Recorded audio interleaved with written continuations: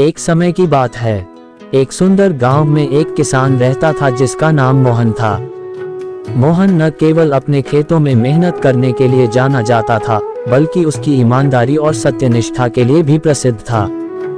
मोहन का एक पड़ोसी था, रमेश, जो बहुत ही चालाक और धोखेबाज था। रमेश हमेशा अपने स्वार्थ के लिए दूसरों को धोखा देता था।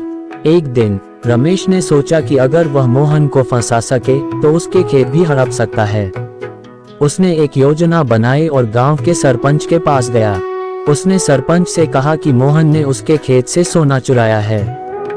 सरपंच ने दोनों को बुलाया और पूछा, क्या ये सच है मोहन?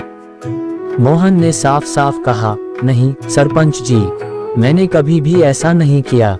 सरपंच ने तय किया कि सच्चाई का पता लगाने के लिए दोनों के खेतों की तलाशी ली जाएगी।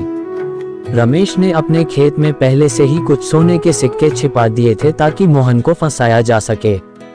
तलाशी के दौरान सरपंच को रमेश के खेत में सोने के सिक्के मिले और उसने मोहन को दोषी ठहराया। मोहन को जेल में डाल दिया गया, लेकिन उसने हार नहीं मानी। मोहन ने ईश्वर से प्रार्थना की और सच्चाई की जीत की उम्मीद में रहा। कुछ दिनों बाद गांव में एक बहुत ही बुद्धिमान व्यक्ति आया। उसने गांव के लोगों से कहा कि वह सच्चाई और न्याय के बारे में बहुत कुछ जानता है और वह मोहन की सच्चाई का पता लगाने में मदद कर सकता है। उसने सरपंच से कहा, मुझे मोहन के खेतों की तलाशी लेने दीजिए। सरपंच ने सहमति दी और बुद्धिमान व्यक्ति ने मोहन के खेतों की गहराई से तलाशी ली। उसने पाया कि जमीन के नीचे एक पुराना बक्सा दबा हुआ था जिसमें बहुत सारे सोने के सिक्के थे। इस बक्से पर मोहन के पूर्वजों का नाम लिखा हुआ था। बुद्धिमान व्यक्ति ने सबको बताया कि मोहन के पूर्वजों ने ये सोना यहाँ छिपाया था और मोहन निर्दोष है।